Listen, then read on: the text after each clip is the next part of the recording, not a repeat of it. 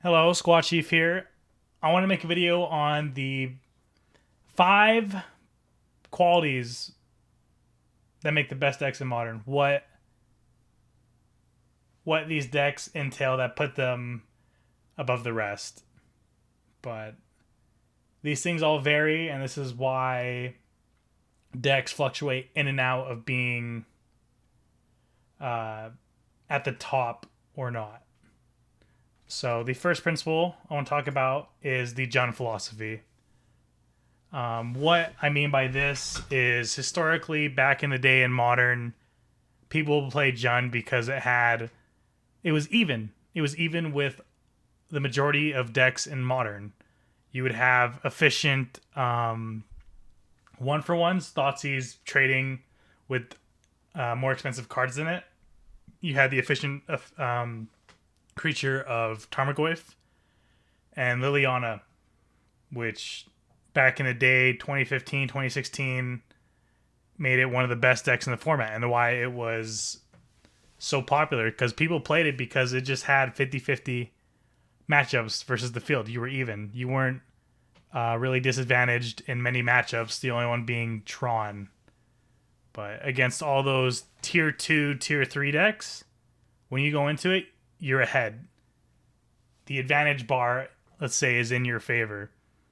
And so pros will tend to pick these decks because just by playing this specific deck, they are giving themselves an advantage over their opponents just from deck choice, which I think is one of the big criteria points as to why a deck is at the top or very popular, however you want to define it, and that this is something that comes down to each deck. Because if you have a deck that isn't good versus the field, or it's only good versus the best decks, when you go to a GP or Grand Prix, or a Magic Fest, whichever they are called, or you play a Magic Online tournament,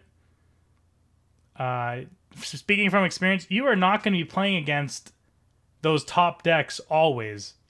You generally won't play against them over and over until a day 2 or near the end of the tournament.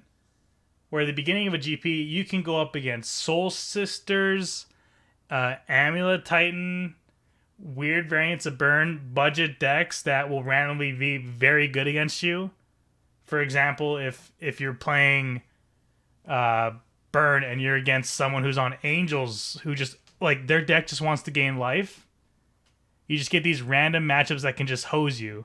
And so that's why I think the Jund philosophy is so important, is because you are not only good against the popular decks, but you're also good against the miscellaneous random decks that are thrown at you. So I think usually on these rotations, when we have a new a new set that comes out, why Death Shadow rises so much on each set, because people are doing their own brews. People are trying to get fancy with current meta decks, and then Shadow usually each set you see Shadow usually spike to the top at the moment because people are trying to be cute, and then it just comes in and does its turn 1 Thoughtseize, turn 2 Shadow, hold up stub, and just run people over. And so I think every single time I always think about it because it always comes back. And right now I'm looking at current decks, and Shadow has been very prevalent again, where it's not been here for the past month or two. It's been around, but now it's just like, okay, I'm back. And I think it's a big part as to this, like being able to be heavily favored against miscellaneous decks or brews is so big. So that's why I think my first principle for top deck is, okay, next one, deck resilience. Okay, Belcher was actually a big reason as to why I thought of this video and wanted to make it. Because day 1, Belcher was one of the best decks I've ever played, kind of, in a sense. Like, it didn't feel fair.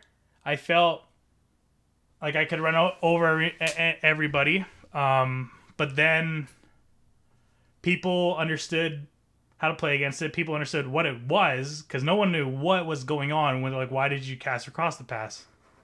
Why did you Why do you have all these tap lands? People didn't know how to fight it. So people actually had Assassin's Trophy in their hand against me, but then wouldn't cast it because they didn't know that it would just be a strip mine. So the resiliency of a deck differs from the mid-level decks, like a Charbelcher that is very weak to hate. So which is why I went from one of the better decks to pretty awful to play. Like you really have to work to actually win with it now. Another counterpart would be a resilient deck would be Ad Nauseam versus this. Ad Nauseam can win through all these hate cards like Thalia, counters. That's why you've seen a rise in that deck.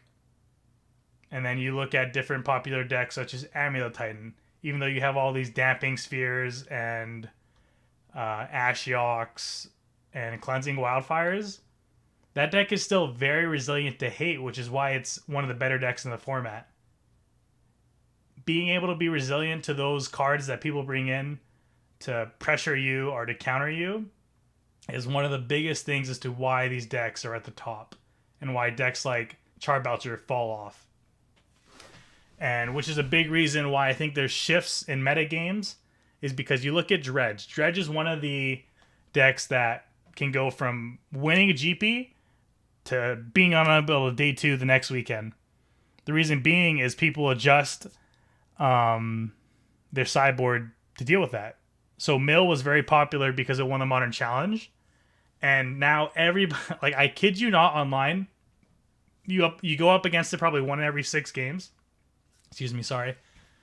And people are now sideboarding Kozilek because it shuffles their library and Gaia's Blessing because it shuffles their library and they can cast it. So people completely adjusted, and you went from this deck that won a challenge to Saffron Olive now tweeting about it and saying, I played Mill, they boarded the Gaia's Blessing. Is this really what has happened in like the course of 2 days? And yes. And so that's like the perfect example of what I want to go off on for resilience is how good is your deck when people have the hate cards to deal with you? So you have Mill getting hosed, not hosed, but like it really hurts them when people are when they're sideboarding one specific slot that does so much against the deck versus Amulet, which is ready to go up against these Damping Spheres. It's ready to go up against Ashioks or Fulminator Mages. It'll keep doing its thing. It'll keep coming back and doing its game plan through all this hate. And so I think that's another thing that builds up into what these better decks in Modern all tend to have is their resiliency to sideboard hate. Okay, next principle, deck consistency. I've been really liking Ad Nauseam lately, so we'll bring this back in, Charbelcher back in. But the consistency of a deck, how good is it at executing its game plan? So you have Neoform, which it can kill turn 1. How often does it do that? Maybe 2% of games. So not very often. How often does it turn 2? I think it was 9%, 12% of games. I'm going off the numbers I kind of remember in my head. But as you can see, it wants to win early, but the odds of that are lower. So it really aims to kill turn 3, turn 4 most of the time. But the issue is it plays so few lands. You have to draw your Allosaurus Rider with the 2 green cards and then have a Neoform after. So you need a lot of cards to bring it all together to be able to combo off. So is it powerful? Yes. But the consistency of this deck is why it isn't the top of the top. It can win games, yes.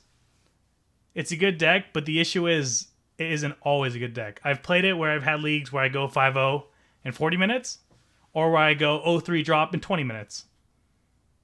The consistency is one thing that will differentiate that from a deck such as Ad Nauseam, where Ad Nauseam is built to turn 4 kill over and over and over.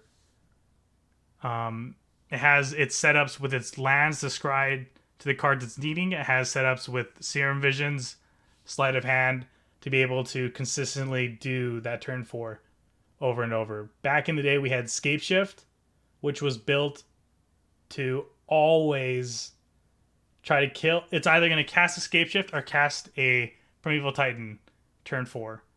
But that deck wasn't too great against the hate, and also turn 4 ended up not being good enough anymore. Now it feels like turn 3.5 is when you want to generally be trying to win in Modern. And I think that's what separates the better decks from the middle of the field. But it doesn't even have to be with combo.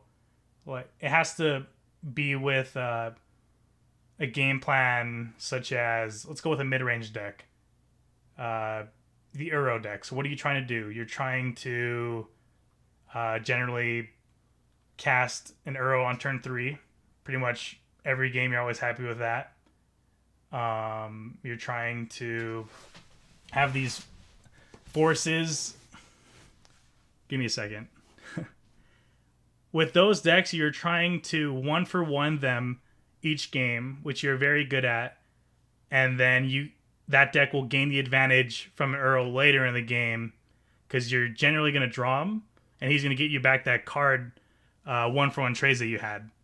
And so that'll happen pretty much every game. When you go up against the Uro deck, they're going to be pathing your creatures, either forcing or countering.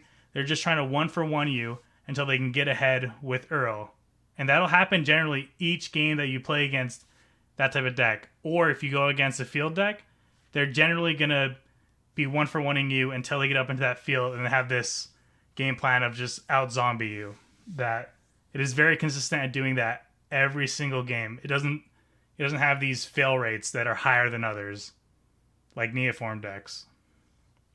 And another good one is Burn. Burn will generally kill you each game, turn 4. It's not a combo deck, but it's kind of more aggro. It's a combo because you're just dealing like 5 spells to deal 20, right? But it is consistently going to kill you on that turn 4. And sometimes it'll have a nut draw in turn 3 you. But you know how fast you have to act and how much you have to hope to draw your sideboard cards. But if you have a deck that isn't very consistent, then it's fun to play, but it's not going to be one of the better decks, which is a big hit from these Neoform Charbelcher decks. Next point. Deck efficiency. So you look at things such as Jund, which is trying to 1-for-1 you. Efficiency more being when I cast a 1-mana spell, I'll trade for a 1-mana spell. If I cast like my 3-mana spell, it'll generally be a 2-for-1. Thoughtseize is very strong because you're using 1 mana to take away maybe a 4-mana threat from your opponent. It is trading up generally in mana. And you have counterparts like Soul Sisters, which is you're paying 2 mana to maybe gain 9 life, which for their game plan is good, but like efficiency wise is also not that great. They're expunging these resources, going down a card to gain life to hopefully be able to execute their game plan. So it can be a good play, but the efficiency of it is usually not the high, especially for 2 mana. Other decks in Modern have generally brought their CMC game plan lower. They become lower to the ground or free with all these force negation cards, using 1 mana removals for your creatures, and also having 2 mana removals such as Assassin's Trophy and Eliminates to deal with your 3, 4, 5 CMC Planeswalkers. And so the more these decks tend to be efficient. So you look at Death Shadow being one of the top decks in the format. The reason why it's so good is because its efficiency level is very high, even though it's trading its life total for that. So you'll be low on life, but your efficiency is through the roof, where you have this 1 mana 4/4 all the way up to a 10/10, and you have these 1 mana counters to protect it. And so when you're trying to do a game plan against it, but your deck is not as efficient, where you have to play a 4 mana Planeswalker, hoping that that'll be good enough, but then the counterpart is they have a 1 mana counter for it. You have to deal with them casting 2-3 spells that are very efficient versus you having to tap out and hoping that you get there. So I think these decks at the top are very efficient with what they're trying to do with their spells, how fast they are able to get there. Other things being mid-range decks, which I'll go back to Uro, because Uro is a huge part of the format right now, where decks, before you would use your force negations, you go down a card, like, it's more fair. Like, you're paying 0 mana, losing 2 cards. It can save you by, in a way, taking up an opponent's turn. So it's a very efficient use of it, but you'd be down a card. But then Uro allows them to gain that card disadvantage back. And so they're trading off card disadvantage for the efficiency of it, but then able to make up that disadvantage with strong cards such as Uro or a big Teferi or a Jace to bring them back in. And so the top decks all tend to play free spells or low CMC spells. And that's what's letting them do so well against the lesser decks of the format, because usually the lesser decks of the format tend to be inefficient in prices that they're paying to get these cards out.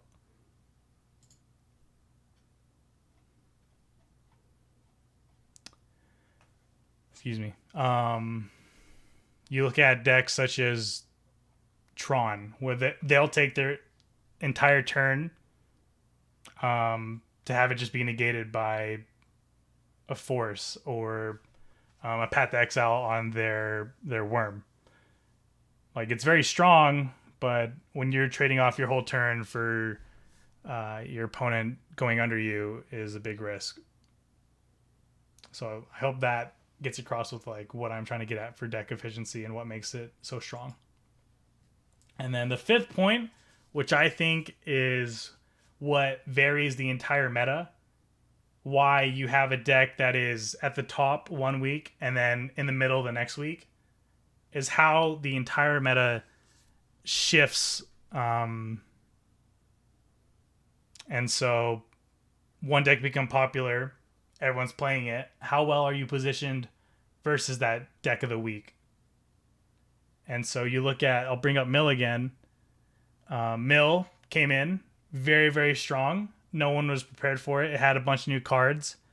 And versus, well, not only versus the popular decks, no one was boarding against it to hate it.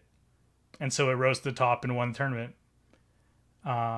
You look at Dredge. I guess it's turning into more sideboard cards, position versus sideboard cards, but top decks in the format right now being Humans. Humans is very popular, so you see a bunch of decks fall out of favor, such as the combo decks, because of how efficient and how strong a Humans deck is against the combo decks. And so Adnaz was very popular, but then all these rise in these shadow decks and human decks have pushed it out. And so that's why the meta is always evolving. So I can't really ask someone, what are the top 5 decks in the format right now? Because it's continually shifting. Where this weekend, I think a good deck to play would be Shadow. But then next week, I probably wouldn't say that. I'd probably switch my shift because the entire Magic Online player base has been shifting what they play. Where now I need decks that are good against Mill and main deck Surgicals. So I'm not going to be playing Dredge. But then 2 weeks from now, people could sway away from that, and Dredge could be good again. But Humans is a very popular deck right now, so I'd avoid playing Ad Nauseam. But a week ago, no one really played Humans, and I thought Ad Nauseam was a fine deck, and people were winning challenges with it about a month ago. And so I think when you look at what deck you're going to bring to a tournament or try to play these events, it's always good to look at the meta, because people tend to just look at What won? Okay, I want to play that. What was in top 8 that was very popular? Okay, I want to play that. And so then you try to pick a different deck that fits well against those. And so the week after Astrolabe was banned, um, Blood Moon was all over the format, completely everywhere, and it was a huge complaint from others around me, from me. And now you play the game, and there is barely any Blood Moons anymore, barely any Mags of the Moons. Like, it'll just be Gruul, and that's it. And so that's why you see this surge in these 4-color decks coming back, because no one's playing. The popular deck isn't playing Blood Moon anymore. They've strayed away from that. And so I think that's the last thing that helps you choose, or helps you see what entails these best decks qualities, is that week. How is it? How does it face up versus what everyone's playing? And this is what shifts the meta every single week, and why you'll have humans run over a tournament in the challenge, and then next week you'll have Mill run over a tournament, and then next week you'll have like 3 burn players. Is because people are always adjusting, always changing, and they'll be just playing the best deck because they think it's the greatest at that time. I have a friend who is in R&D now, and we'd go to any tournament. He would pick a deck for Modern, for Standard, that no one was playing each time. And it would always be the breakout deck of that tournament. And so this is like what I would think, what brought this, his philosophy to this was, it was a big skill that is very hard to learn or have, is choosing a deck that is right for that tournament. And that was a big thing as to, in my opinion, why he now works at Rules Design, is because of the ability to pick that deck for what is good versus the meta that current day. And so that's my breakdown. Like, it was a long rant. I hope you guys liked it. There's going to be people who did, people who didn't. Want to try something different. Very rough draft, so in the future, hopefully, to clean these up, work on delivery of how I want to say things, what I want to say, because I wrote it all down, but then I didn't want to be looking at like what I wrote, But I hope you guys have a wonderful weekend. Be sure to subscribe, follow, comment. I read all the comments, and have a good day.